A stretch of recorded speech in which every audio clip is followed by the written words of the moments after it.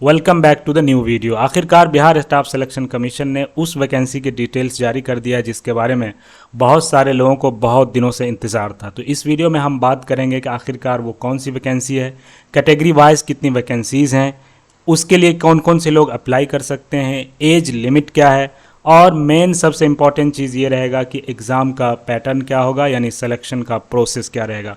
उसके बाद हम ये भी बात करेंगे कि फॉर्म कब से कब तक भरा जाएगा और फॉर्म भरने के लिए आपको कितनी फ़ीस पे करनी पड़ेगी।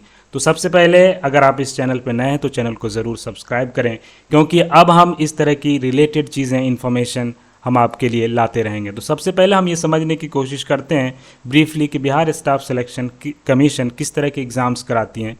तो बिहार गवर्नमेंट के जितने भी अलग अलग डिपार्टमेंट्स हैं, चाहे वो परमंडल लेवल पे हो या ज़िला लेवल पे हो, उन सब के लिए जो वर्ग 3 के जितने भी वैकेंसीज़ होती हैं इस पे ग्रेड में, उसके लिए ये एग्ज़ाम कराते हैं। और अभी जो वैकेंसी इन्होंने जारी किया है तो इसको आम तौर पे इसे लोग बिहार एसएससी +2 लेवल का एग्ज़ाम कहते हैं।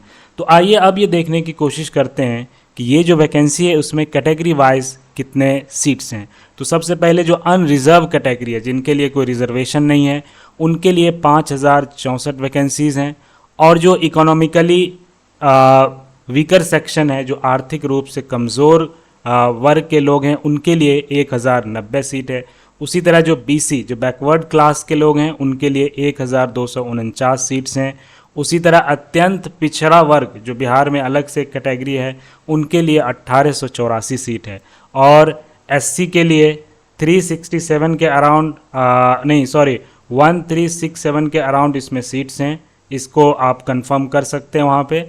और उसी तरह एसटी के लिए, जो इस कैटेगरी के लोग हैं, उनके लिए 76 यानी 76 सीट हैं। और सबसे इम्पॉर्टेंट चीज़ है, बिहार में जो अलग से बैकवर्ड क्लास हैं, उनकी जो महिलाएं हैं, उनके जो वुमेन हैं, उनके लिए अलग से 368 सीट्स हैं। और अदर कैटेगरी में दिव्यांग लोग आते हैं, और जो फ्रीडम फाइटर्स हैं, उनके जो ग्रांड चिल्ड्रंस हैं, उनके लिए कुछ अलग से सीटें भी हैं।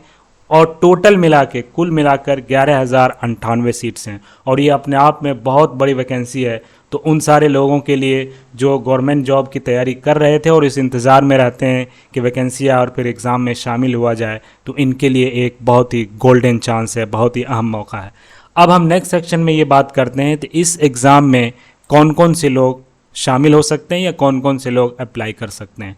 अगर आप ऑफिशियल नोटिफिकेशन को देखें तो वहाँ पे सिंपली लिखा हुआ है कि वो सारे लोग जिन्होंने इंटरमीडिएट या उसके इक्विवेलेंट पास किया है, यानी अगर आपने इंटर पास किया हुआ है, उसमें डिटेल्स ये नहीं दी हुई कि आपका सब्जेक्ट क्या है, चाहे वो साइंस में आपने किया हो, आर्ट्स में किया हो। और दूसरी चीज़ इक्विवेलेंट, इक्विवेलेंट मतलब बिहार में जैसे और भी बोर्ड्स चलते हैं गवर्नमेंट के अंदर में, जैसे बिहार मदरसा बोर्ड है या दूसरे बोर्ड हैं, अगर आपने कोई ऐसे एग्ज़ाम पास किया हुआ जो इंटरमीडिएट के इक्विवेलेंट है, उसके समकक्ष है, तो आप भी इस फॉर्म को अप्लाई कर सकते हैं। और जैसे डिप्लोमा इंजीनियरिंग में बहुत सारे छात्र किए हुए रहते हैं, तो कुछ एक्सपर्ट्स का ये भी कहना है कि डिप्लोमा वाले भी इस फॉर्म को भर सकते हैं, क्योंकि डिप्लोमा भी इंटरमीडिएट के इक्विवेलेंट माना जाता है।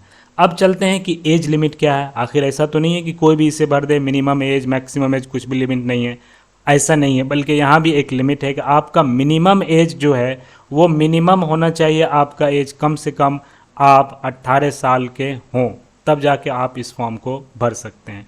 उसी तरह जो अनरिजर्व मेल हैं, तो मैक्सिमम वो इनका एज है 37 साल। और अनरिजर्व कैटेगरीज़ की जो महिलाएं हैं, उनके लिए मैक्सिमम एज 40 साल है। ईबीसी और बीसी जो और मेल और फीमेल, पुरुष और महिलाएं दोनों के लिए मैक्सिमम एज 40 साल है। और एससी और एसटी कैटेगरीज़ के जो मेल और फीमेल हैं, उनके लिए मैक्सिमम एज जो है 42 साल है। अब सबसे इम्पॉर्टेंट चीज़ है कि हमने ये सारी चीज़ें समझ ली, तो अब इसका सिलेक्शन कैसे होगा। तो आप इसको इस तरह से समझिए, आपको यहाँ पे 2 एग्ज़ाम्स होंगे।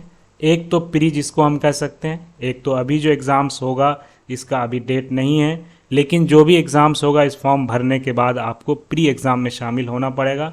उसके बाद प्री क्वालिफाई करने के बाद मेंस एग्ज़ाम होगा। अभी मैं ब्रीफली प्री एग्ज़ाम्स के बारे में आपको एक आइडिया दे देता हूँ। इसके बारे में हम डिटेल से बहुत सारी चीज़ें शेयर करने वाले हैं।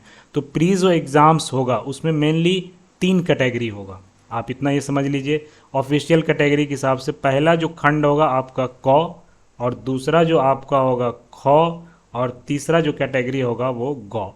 तो पहला जो कैटेगरी है इसमें सामान्य अध्ययन, जिसको हम इंग्लिश में जनरल स्टडीज़ कहते हैं, और अपने आप में ये बहुत बड़ा टॉपिक है। अगर आप गवर्नमेंट जॉब की ऑलरेडी तैयारी कर चुके हैं या तैयारी करने वाले हैं तो ये बहुत बड़ा टॉपिक है, लेकिन इस एग्ज़ाम में हो सकता है कि इसका लेवल उतना ज़्यादा टफ ना हो। तो इसके आपके 50 मार्क्स होंगे, 50 क्वेश्चन, सॉरी 50 मार्क्स नहीं, 50 क्वेश्चन, 50 क्वेश्चन होंगे। उसी तरह खंड ख में भी आपके 50 क्वेश्चन होंगे, और इस खंड ख में आपके दो तरह की चीज़ें होंगी, एक तो होगा मैथ्स और दूसरा होगा आपका साइंस। ये हम प्री एग्ज़ाम के बारे में बात कर रहे हैं, डियर स्टूडेंट्स, या जो भी आप हैं इसके बारे में कंफ्यूज ना हो। और खंड गौ जो होगा वो मानसिक, जिसको मेंटल एबिलिटी कहते हैं, इसमें भी टोटल 50 क्वेश्चंस होंगे। तो आप, मुझे लगता है कि आप ये समझ गए होंगे कि टोटल ये जो प्री एग्ज़ाम्स होगा इस फॉर्म भरने के बाद, उसमें टोटल 150 क्वेश्चंस होंगे, और एक क्वेश्चन आप सही करेंगे तो आपको 4 मार्क्स मिलेंगे। यानी टोटल जो एग्ज़ाम हो गया वो 600 मार्क्स के एग्ज़ाम हो गए। अगर आपने एक गलत किया तो आपको -1 दिया जाएगा, यानी 1 मार्क्स आपके डिडक्ट कर लिए जाएंगे, आपके काट लिए जाएंगे। ये तो बेसिक सा इंट्रोडक्शन है। आप देख सकते हैं कि मेनली मैं यहाँ पे फोकस कर रहा हूँ इस ख सेक्शन पे, जिस पे इन्होंने ऑफिशियल नोटिफिकेशन में बाकायदा लिखा हुआ है कि जैसा कि आप देख सकते हैं, और ये बहुत ही इंपॉर्टेंट पॉइंट है जिनको कन्फ्यूजन है कि किस तरह से तैयारी होगी। तो खंड ख के बारे में लिखा हुआ है साफ तौर पे कि सामान्यतः मैट्रिक स्तर के प्रश्न पूछे जा सकते हैं। तो मैट्रिक स्तर का मतलब ये है कि क्वेश्चन बिल्कुल उतना आसान तो नहीं होगा जैसा एकेडमिक एग्जाम्स में, बोर्ड एग्जाम्स में होते हैं, लेकिन सारा कॉन्सेप्ट आपका वही होगा, सारी चीज़ें वही अप्लाई होंगी। तो उसके लिए हमारे इंस्टीट्यूट ऑलरेडी हम लोग स्पेशलाइज्ड हैं 10th क्लास के लिए, अलग अलग तरह के बोर्ड एग्ज़ाम्स में, जेई मेंस के लिए, नीट के लिए। तो हम इस सेक्शन के लिए जल्दी ही कोर्स लॉन्च करेंगे स्पेशली फॉर दिस सेक्शन, यानी 50 मार्क्स के। और दूसरा सेक्शन जो रीजनिंग है, इसके बारे में हम लोग बहुत ही जल्दी कोर्स लॉन्च करेंगे और बेहतरीन तरीके से आपकी तैयारी की जाएगी। इसीलिए आप इस चैनल को ज़रूर सब्सक्राइब करें और शेयर भी करें। तो ये हो गया आपका सिलेक्शन प्रोसेस प्री के बारे में, और मेंस एग्ज़ाम उसके लिए अलग से डिटेल्स आपको दिया जाएगा। अब इसका जो है क्वालिफाइंग मार्क्स कितना होगा, यानी इस एग्ज़ाम में आप कितने मिनिमम मार्क्स लाएंगे ताकि आप मेंस एग्ज़ाम के लिए एलिजिबल हो जाएं। तो ये जो जनरल के लिए आपको 40% लाना पड़ेगा, 40 क्वेश्चन नहीं, 40%। और उसी तरह बीसी के लिए आपको लाना पड़ेगा 36.5%। फिर भी यहाँ ध्यान से सुने, टोटल जितने भी एग्ज़ाम हो रहे हैं उसके इतने प्रतिशत आपको मार्क्स लाने पड़ेंगे। उसी तरह ईबीसी के लिए जो क्वालिफाइंग मार्क्स है प्री के लिए वो है 34%। और अगर हम बात करें एससी और एसटी तो उनके लिए ये है 32%, यानी इतना फीसदी आपको इस एग्ज़ाम में मार्क्स लाने हैं। और जो दूसरे लोग हैं ओबीसी के जो फीमेल हैं उनके लिए भी 32% है, और जो दूसरे कैटेगरीज हैं जैसे दिव्यांग हैं उनके लिए भी 32%। यानी इतना मार्क्स अगर आप ले आते हैं तो चांसेस हैं कि आपको मेंस एग्ज़ाम्स के लिए, जिसके लिए अलग से पूरा नोटिफिकेशन आएगा, आप उसके लिए एलिजिबल हो सकते हैं।